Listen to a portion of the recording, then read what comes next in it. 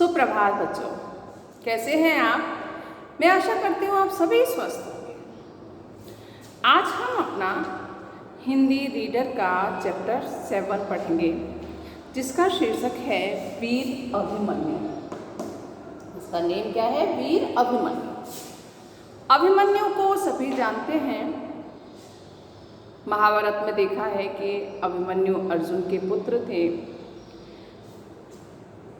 और जो महाभारत युद्ध के एक ऐसे युवा महारथी के बारे में पढ़ेंगे जो अत्यंत पराक्रमी साहसी योद्धा थे। उनका नाम अभी मैंने बताया अभिमन्यु था, है ना। लेकिन उनको जो दुश्मनों ने बड़ी कायरतापूर्ण हरकतों से मार डाला। बहुत ही ताकतवर थे, बहुत ही पराक्रमी थे, लेकिन उनको कौरवों ने बहुत कायरतापूर्ण से मार डाला था। आइए हम पढ़ते हैं वीर अभिमन्यु की कहानी। भारत में ऐसे अनेक वीर पुरुष हुए हैं जिनकी वीरता की कहानियाँ आज भी हमें प्रेरणादायी लगती हैं। ऐसे ही वीरों में से एक था वीर अभिमन्यु। वह अर्जुन का पुत्र था और अर्जुन के समान ही अत्यंत पराक्रमी भी था। अर्जुन का पुत्र था। अभिमन्यु किसका पुत्र था? अर्जुन का पुत्र था और अर्जुन के समान ही पराक्रमी माने ताकत वाला था। अर्जुन के समान ही वो ताकत वाला था, अर्जुन के जैसे ही ताकत वाला था। प्राचीन काल की बात है, कौरवों और पांडवों के बीच महाभारत का भयंकर युद्ध चल रहा था। कौरव और पांडव भी पता है हमको। कौरव जो थे धृतराष्ट्र के पुत्र थे, 100 पुत्र थे, और पांडव के पुत्र थे 5, युधिष्ठिर, भीम, नकुल, सहदेव, अर्जुन, ये सब थे। ठीक है, ये 5 थे। उनके बीच युद्ध चल रहा था, भयंकर युद्ध चल रहा था। पांडवों को समाचार मिला कि द्रोणाचार्य ने चक्रव्यूह की रचना की है। युद्ध के दौरान ही, है ना, पांडवों को क्या समाचार मिला कि जो द्रोणाचार्य थे, गुरु द्रोणाचार्य थे, उन्होंने चक्रव्यूह की रचना की है। चक्रव्यूह माने क्या होता है? चक्रव्यूह माने गोल घेरे के रूप में सैनिकों का खड़ा कर देना। गोल घेरे के रूप में सैनिक खड़े हो जाते थे, तब युद्ध करते थे, उसे चक्रव्यूह कहते हैं। चक्रव्यूह की रचना की है। युधिष्ठिर अत्यंत चिंतित होकर बैठे थे। तभी अभिमन्यु वहां आया और उनसे चिंता का कारण पूछा। युधिष्ठिर जो अर्जुन के बड़े भाई थे, वो चिंतित बैठे हुए थे। तभी अभिमन्यु उनके पास आया। युधिष्ठिर बोले, अभिमन्यु ने चिंता का कारण पूछा तो युधिष्ठिर ने क्या कहा? बेटा, समाचार मिला है कि कौरवों ने चक्रव्यूह की रचना की है। चक्रव्यूह तोड़ने का तरीका केवल अर्जुन को मालूम है और इस समय वह यहाँ पर नहीं है। यदि कल हम रणभूमि में नहीं जाते हैं तो हमारी हार मानी जाएगी। युधिष्ठिर ने क्या कहा कि यह समाचार मिला है कि कौरवों ने क्या किया है? चक्रव्यूह की रचना कर दी है और चक्रव्यूह को तोड़ने का तरीका अर्जुन के सिवाय कोई और नहीं जानता। ठीक है, इसलिए मुझे बहुत चिंता हो रही है और अगर हम रणभूमि यानी युद्ध के मैदान में अगर नहीं गए तो हमारी हार मानी जाएगी। आप चिंता न करें तात, मुझे युद्ध में जाने की आज्ञा दें। अभिमन्यु ने क्या कहा? पिताजी, आप चिंता मत कीजिए और मुझे युद्ध में जाने की आज्ञा दीजिए। मैं चक्रव्यूह अवश्य तोड़ दूंगा। अवश्य माने जरूर, मैं उसको जरूर तोड़ सकता हूँ, मैं तोड़ दूंगा। युधिष्ठिर ने कहा, नहीं पुत्र, तुम अभी बालक हो, तुम नहीं जानते कि चक्रव्यूह तोड़ना कितना कठिन है। युधिष्ठिर ने क्या कहा? अभिमन्यु, तुम अभी छोटे हो, बच्चे हो, तुम नहीं जानते चक्रव्यूह क्या होता है, उसे तोड़ना बहुत कठिन है। उसमें सेना को चक्करदार घेरे में खड़ा किया जाता है। चक्रव्यूह में 7 द्वार होते हैं और हर द्वार को तोड़ने का एक विशेष तरीका होता है। युधिष्ठिर ने समझाया अभिमन्यु को कि तुम नहीं जानते, चक्रव्यूह के 7 द्वार होते हैं और हर एक द्वार को तोड़ने का एक अलग तरीका होता है, एक विशेष तरीका होता है। अभिमन्यु ने कहा था, आप चिंतित न हो, मुझे चक्रव्यूह तोड़ने का तरीका मालूम है। अभिमन्यु ने क्या कहा कि आप चिंता मत करिए, मुझे पता है चक्रव्यूह तोड़ने का तरीका। युधिष्ठिर ने चौंक कर अभिमन्यु की ओर देखा और पूछा, तुमने चक्रव्यूह तोड़ने की विद्या कब सीखी? है ना, युधिष्ठिर जो थे वो चकित रह गए कि हमने तो इनको सिखाया ही नहीं, कैसे सीख गया? अभिमन्यु ने उत्तर दिया, जब मैं माँ के गर्भ में था तब एक दिन मेरे पिताजी ने माताजी को चक्रव्यूह तोड़ने का उपाय सुनाया था। मैं भी वह सब सुन रहा था, परंतु अभिमन्यु ने क्या जवाब दिया कि जब मैं माँ के पेट में था तब पिताजी ने माताजी को चक्रव्यूह की रचना चक्रव्यूह को तोड़ने का उपाय सुनाया था, लेकिन परंतु तुम चुप क्यों हो गए? युधिष्ठिर ने पूछा।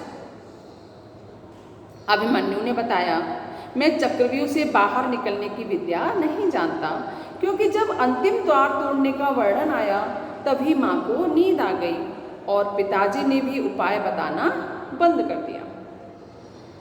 चक्रव्यूह में अंदर जाना, 6 द्वार तोड़ना मुझे आता है, लेकिन उससे निकलना मुझे नहीं आता। क्यों? क्योंकि जब पिताजी माताजी को, मेरी माँ को चक्रव्यूह तोड़ने का तरीका जब उपाय बता रहे थे तब माँ को नींद आ गई और पिताजी ने चक्रव्यूह से निकलने का उपाय जो था वो बताना बंद कर दिया जब माँ को नींद आ गई। युधिष्ठिर यह सुनकर उदास हो गए। उन्होंने अभिमन्यु को युद्ध में जाने से मना कर दिया, लेकिन अभिमन्यु बार बार युद्ध में जाने का निवेदन करता रहा। अभिमन्यु का साहस देखकर भीम बोले, अंतिम द्वार तो मैं अपनी गदा से ही तोड़ दूंगा। युधिष्ठिर ने मना कर दिया कि तुम नहीं जानते, निकलना नहीं जानते तो जाना बेकार है, लेकिन वह फिर भी जिद करता रहा अभिमन्यु कि नहीं, मैं जाऊंगा। और तो फिर भीम ने देखा कि जब ये बार बार जिद कर रहा है तो भीम ने कहा कि ठीक है, जाने दो, युद्ध करने दो, और जो आखिरी द्वार जैसे निकलना नहीं जानता, आखिरी द्वार तोड़ना नहीं जानता, तो मैं अपनी गदा के प्रहार से ही उसको तोड़ दूंगा। तब युधिष्ठिर ने अभिमन्यु को अगले दिन युद्ध में जाने की आज्ञा दे दी।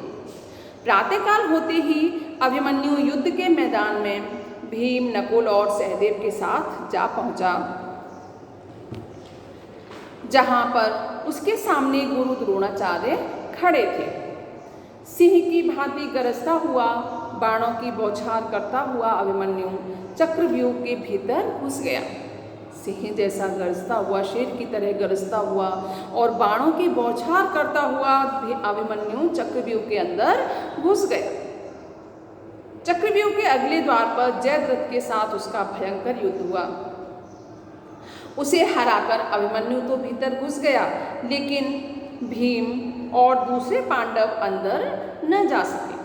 उसने जयद्रथ को हराकर अभिमन्यु तो चला गया अंदर, लेकिन जो भीम, नकुल थे वो लोग नहीं जा सके। अभिमन्यु ने अकेले ही युद्ध करते हुए चक्रव्यूह के 6 द्वार तोड़ डाले। इस बालक के पराक्रम को देखकर कौरव दल के महारथी चकित रह गए। महारथी माने क्या होता है? बहुत बड़े योद्धा जो थे, कौरवों के बहुत बड़े बड़े योद्धा जो थे वो चकित रह गए, आश्चर्यचकित रह गए। अभिमन्यु के बाणों की वर्षा से कौरवों की सेना के हाथी, घोड़े, पैदल सैनिक सब गिरने लगे। वह जिधर मुड़ जाता मैदान साफ हो जाता।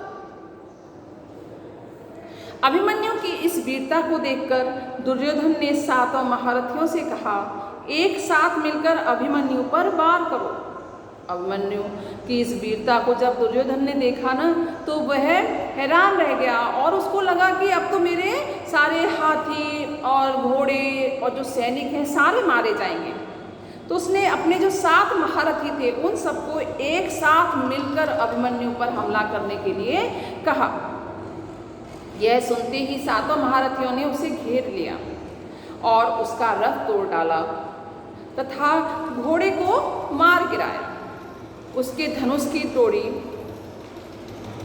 भी काट दी, लेकिन अभिमन्यु निराश नहीं हुआ।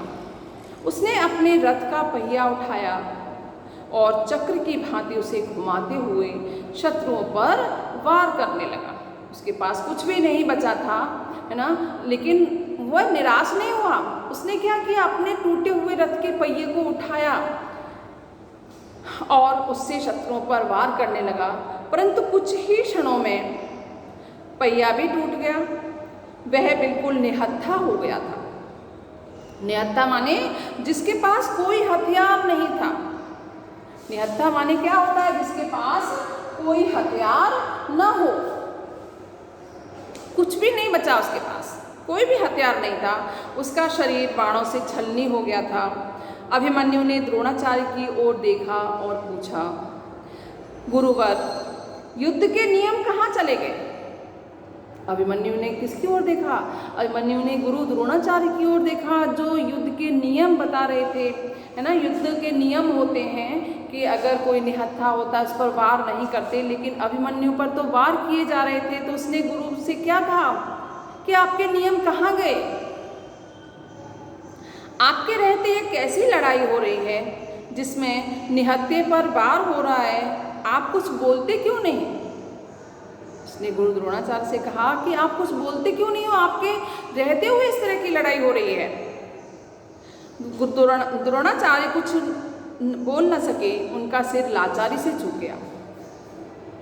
तभी दुशासन के पुत्र दुर्वासन ने अभिमन्यु पर पीछे से गदा से प्रहार किया।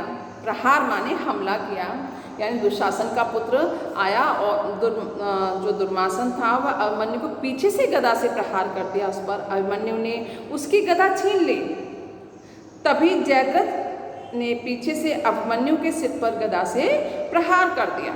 दुर्वासन की गदा तो अभिमन्यु ने छीन ली, लेकिन तभी पीछे से आकर जयद्रथ ने उसके सिर पर अपने गदे से प्रहार कर दिया। वह बेहोश होकर भूमि पर गिर पड़ा और फिर कभी न उठा।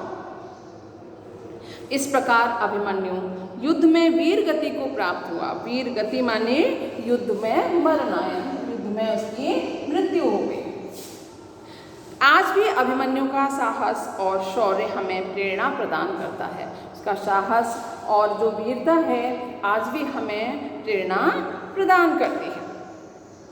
तो ये हमारा चैप्टर वीर अभिमन्यु हमने रीड किया कि उसके शब्दार्थ हैं, पराक्रमी माने ताकत वाला, चक्रव्यूह माने गोल घेरे के रूप में सैनिकों का खड़ा होना, रणभूमि, रणभूमि माने युद्ध का मैदान, अवश्य माने जरूर, गर्भ माने पेट, महारथी माने बहुत बड़ा योद्धा, वार माने हमला, निहत्था माने जिसके पास कोई हथियार न हो, प्रहार माने चोट, वीर गति माने युद्ध में मरना, शौर्य माने वीरता।